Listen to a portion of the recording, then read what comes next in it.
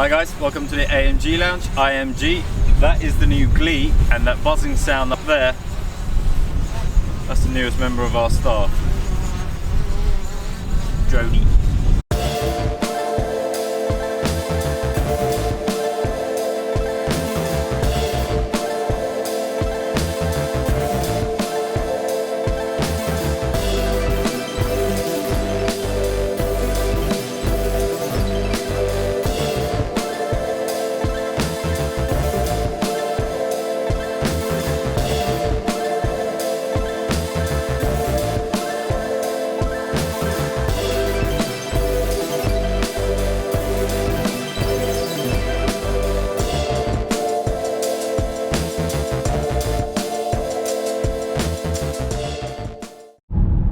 Allow me to recap with you guys what the GL family entails at Mercedes-Benz. GL is an acronym for Geländewagen, and if any of you are German and watching this, I apologise if I've butchered the German language. It means off-roader, which is why the SUV range at Mercedes is called GL, followed by a letter which kind of dictates what chassis, what body it belongs to. For example, the GLA is based on the A-Class platform, the GLB will probably be built on the B-Class platform, the GLC shares its components with the C-Class family. You have the GLE, SUV and Coupe, which shares its components with the E-Class. You have the GLS, which shares its components with the S-Class. And of course there's the G-Wagon. The G-Wagon doesn't believe in sharing. It plays by its own rules. Now the G-Wagon. A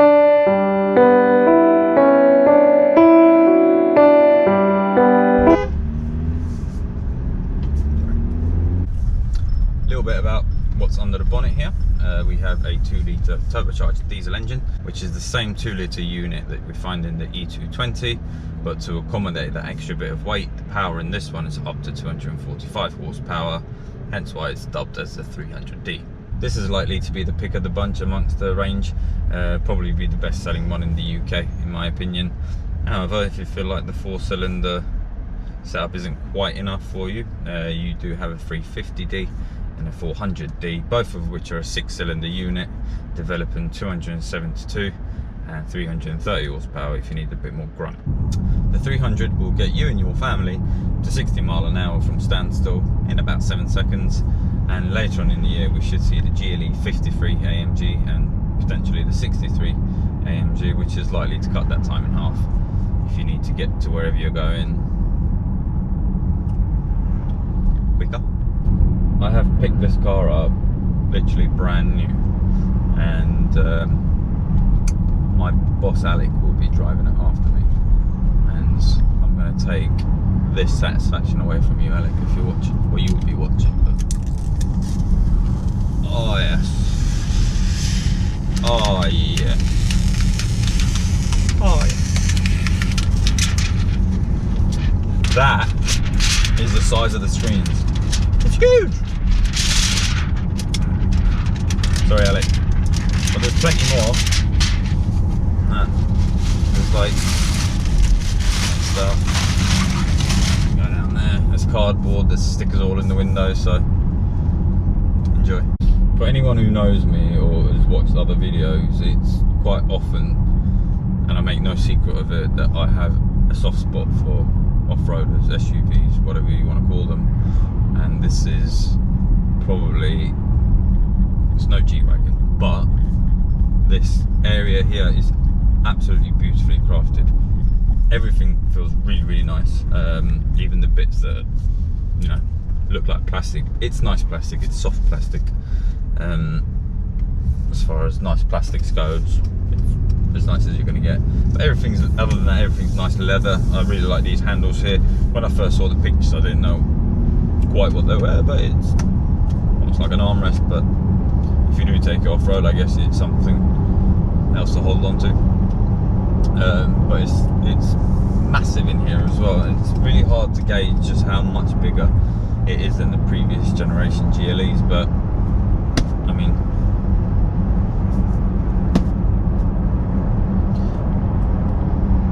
granted, this is not a scientific way of measuring a cabin space, but like, you're still probably about a good 5-6 inches away from me.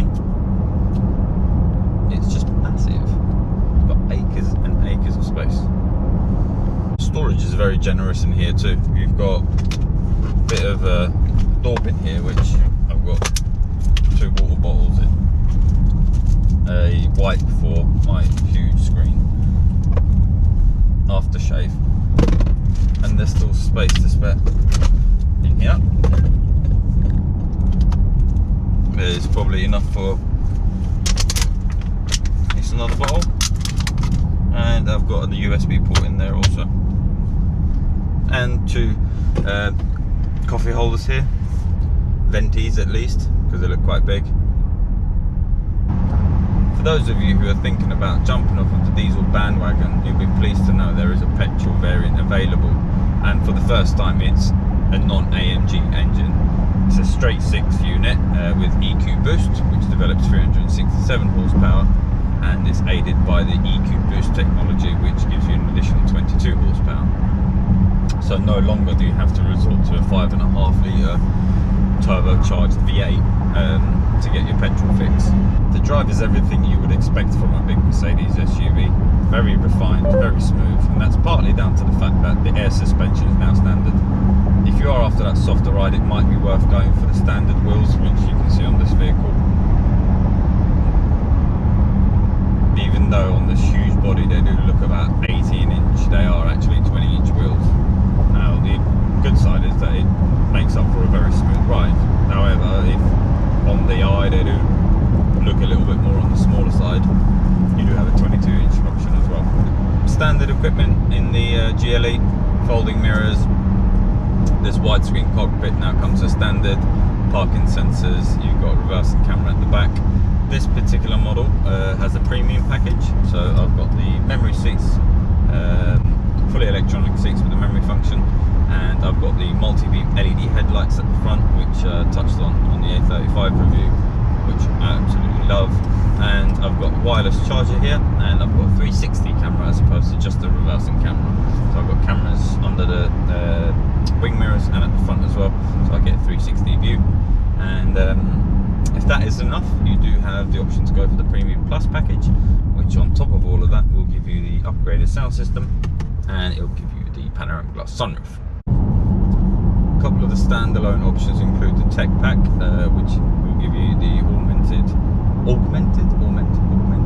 augmented navigation system and the smartphone integration package, and you also have the Tech Plus package, which is really smart. It gives you a head-up display, and as well, if I sort of start pointing at something on the screen, it will recognise that I'm going in on it, and then kind of like highlight. If I put my hand over here, the interior light will come on at night. All very interactive. And of course the MBUX. What was MBUX again? Mercedes have done something. How can I help you? Stand down. And so they What do you want to do? drive and speak to these lovely people. Can you say that again, please? Never mind. Hey Mercedes, How can I help you? what is the temperature outside? The outside temperature is 13 degrees Celsius. It's gotten a bit chilly in here. Hey Mercedes, How can I help you? could you turn the temperature to 21.5 degrees, please? I'm setting the temperature to 21 degrees. Close enough. Hey Mercedes, How can I help you? could you put my heated seats on? I'm switching on the seat heating. Nice. And to feel hot, there's just one little final touch. Hey Mercedes, How can I help you? could you turn the ambient lighting to red? Okay, I'm changing the color. Can you tell I like red? And remember, if anyone wants to test drive one of these, this particular one is available at Mercedes-Benz of Slough. I'll put the phone number somewhere on the screen here. Yeah, just call up, book yourself an appointment and test drive one.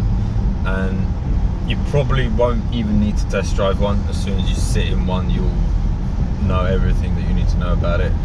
But of course, we wouldn't expect you to buy a car without first test driving one. So get in touch. Now, we wanted to carry out a thorough test on the GLE and, you know, real life situations, and as well not forgetting the fact that it's an off-roader. We wanted to take an off-road, and to do that I hired some help.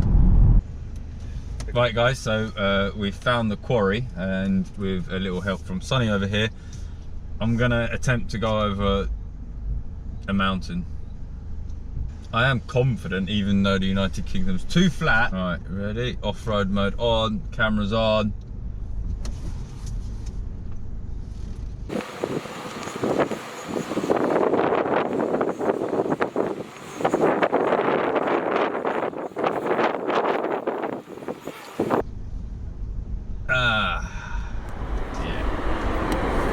After climbing Mount Everest, we decided to check out his Practicality.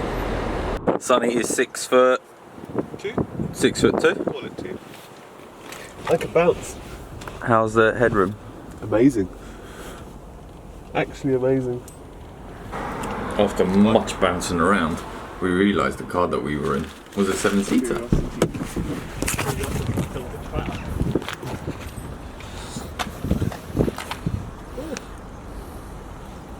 Jobs are good then. Nope, wrong one again.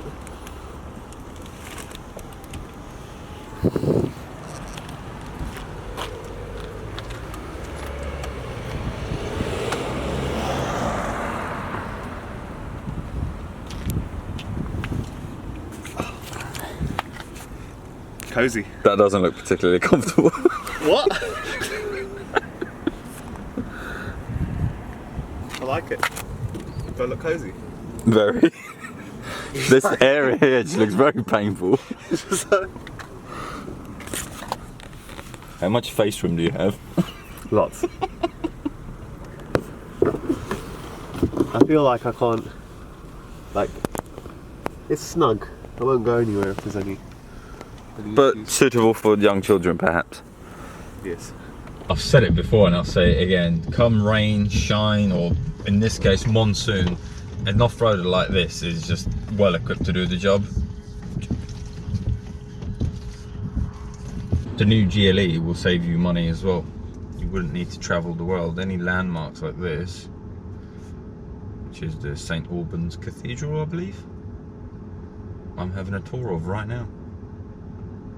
Very nice. Or we could just go there as well. I have to maintain a slow speed so the camera stays on.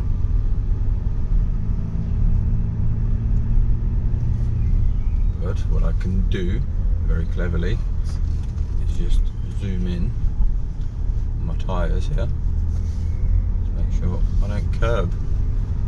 Not that the pavement's ever going to hit these alloys, because there's about 7 miles of tyre. Also useful for little tight squeezes like this.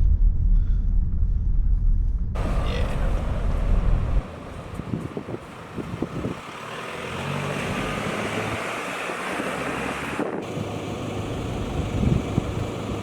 There it is, the cathedral. This is actually where I graduated. It's a bit of a pain though, it means I have to get out and look around it. There might be 1 or 2 reasons why you want to buy a car like this. It's going to be for practicality, it's going to be for space, but I think the most important job of any SUV is that it's got to be able to eat away at the motorway miles effortlessly, and it does that just as you would expect. There you have it guys, that is the GLE300d. Hope you enjoyed the video. Please don't forget to like, subscribe and share, and we'll see you again.